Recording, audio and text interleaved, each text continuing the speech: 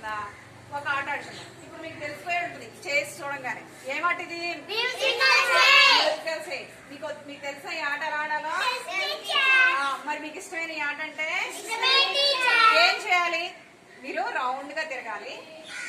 తిరిగి నేను స్టాప్ అన్నప్పుడు మీరు మీకు దగ్గర ఉన్న చైర్లో కూర్చోవాలి.